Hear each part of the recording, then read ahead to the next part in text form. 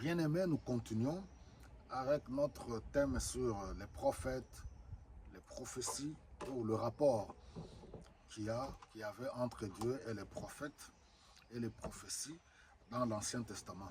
Vu l'actualité dominante sur la Coupe du Monde, nous avons vu des hommes et des femmes, voilà, prendre le devant et commencer à donner des scores, des matchs de football concernant la République démocratique du Congo, soi-disant que Dieu leur a parlé. Et c'est pour cela qu'il est important de faire une étude approfondie. C'est un sujet profond qu'on ne pourra pas épuiser aujourd'hui, ni demain, ni après-demain. On va en parler, réen parler encore davantage. Dieu n'est pas un féticheur d'abord. Il faut comprendre le contexte de l'Ancien Testament. Dieu choisit un peuple. Nous sommes toujours dans l'introduction de la deuxième partie. Dieu a décidé de se choisir un peuple en commençant par appeler Abraham. Dieu, ici, c'est le Dieu de la Bible, le Dieu qui a créé les cieux et la terre. Nous sommes dans le contexte du christianisme, en commençant d'abord dans l'Ancien Testament. Dieu se révèle à Abraham, Isaac et Jacob, et ainsi de suite. Vous pouvez lire dans les Saintes Écritures. Jusqu'à ce que Dieu vienne se révéler à Moïse pour l'envoyer pour libérer son peuple. Nous trouvons cela dans Exode au chapitre 7. Nous voyons ainsi le Seigneur lui déclara, écoute, je t'investis d'une autorité divine vis-à-vis du Pharaon et ton frère Aaron sera ton porte-parole. Tu transmettras à ton frère ce que je t'indiquerai, celui qui parlera au Pharaon. Ce texte nous permet de donner une définition quant au prophète. Un prophète, c'est tout simplement un messager de Dieu. Un prophète, c'est un porte-parole de Dieu. Il reçoit la parole telle que Dieu lui donne et il transmet cette parole au peuple de Dieu. Donc, personne ne peut s'improviser prophète. C'est Dieu qui appelle dans le contexte de l'Ancien Testament.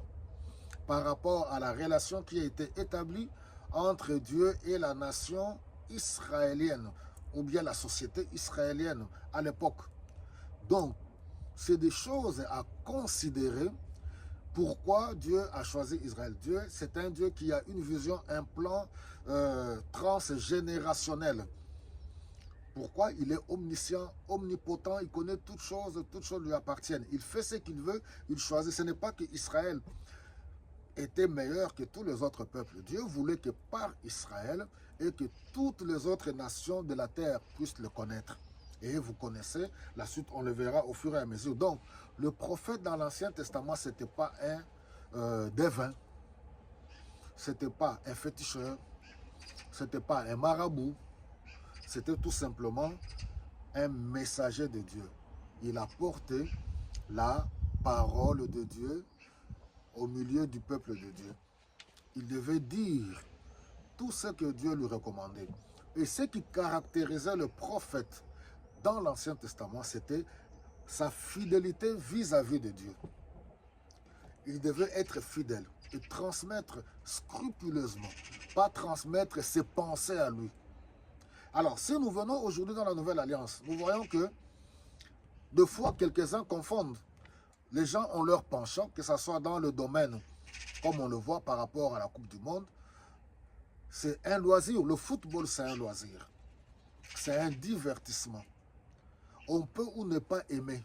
Là, c'est des convictions personnelles. Je n'entrerai pas en profondeur sur ce qui est derrière le football. Je reste au niveau loisir sportif pour le bien-être de toute personne. Celui qui veut faire du sport, ça peut être le foot, ça peut être tous les autres sports. Il n'y a rien de mal. Je n'entre pas en profondeur sur ce qui est derrière toute la machine qui est derrière le football, qui est derrière l'organisation de tout ce sport. Ça, ce n'est pas du tout mon domaine. Mais tout simplement comprendre, quand Dieu veut parler à son peuple, Dieu donne le message comme on le verra. Dans tout ce que Dieu fait, c'est pour que son nom soit glorifié. Alors, quant à la prophétie elle-même, c'était tout simplement le message divin que Dieu donnait au prophète, c'est-à-dire à son serviteur, pour transmettre à son peuple. La prophétie, c'est quoi? C'est le message de Dieu, le message divin, la parole de Dieu. Et je vais essayer de donner un point tellement important. La prophétie avait deux éléments, la prédiction et la proclamation. La proclamation, c'était la parole de Dieu, le message de Dieu. La prédiction, c'était dire ce qui viendra dans le futur. Ça pouvait concerner le peuple de Dieu. Ça pouvait concerner peut-être aussi le roi, parce que Dieu a envoyé son prophète auprès du peuple ou bien auprès des autorités. Le message capital, si je me permets de le dire, le thème du message de la prophétie avait deux sujets, le jugement et le salut. Pourquoi le jugement? C'est lorsque le peuple de Dieu s'est détourné de la voie de Dieu et s'est vautré dans l'idolâtrie. Cela pouvait être poussé par les rois, les autorités qui poussaient le peuple dans l'idolâtrie. Alors Dieu a envoyé le prophète pour proclamer, annoncer le jugement si vous ne vous détournez pas de votre mauvaise voie. Alors le salut vient après. Si le peuple se détourne de sa mauvaise voie, alors Dieu le sauve, Dieu lui accorde le pardon. Globalement, généralement, c'est ainsi que Dieu fonctionnait au milieu de son peuple, parce qu'il était lui-même le roi de son peuple, Israël. Dieu parlait à son peuple par l'intermédiaire des prophètes. Donc personne ne pouvait pas du tout s'élever de nous-mêmes pour s'improviser prophète et commencer à annoncer des choses selon son bon vouloir ou ses sentiments. Alors aujourd'hui, nous voyons ceux qui ont essayé de le faire, on le verra dans l'Ancien Testament. Ils ont été frappés par Dieu.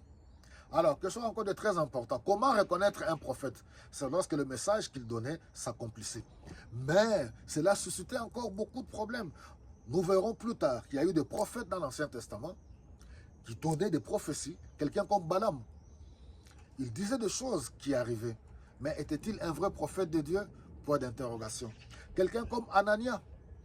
Il prophétisait, soi-disant au nom de l'Éternel. Mais il a été frappé par Dieu. Donc, nous devons veiller, faire très attention de ne pas nous laisser séduire par qui que ce soit, parce que nous devons juger, nous ne devons pas accorder crédit à tout esprit qui parle, soi-disant au nom de l'Éternel. C'est pour cela qu'il faut connaître tous ces éléments, ainsi on ne sera pas de proie facile entre les mains des diseurs de bonne aventure. Les diseurs de bonne aventure ont toujours existé. Les faux prophètes, les prophètes du ventre, les gens qui parlent pour leurs propres intérêts, au nom de Dieu, mais qui ne sont pas du tout envoyés par le Seigneur. Que Dieu vous bénisse abondamment.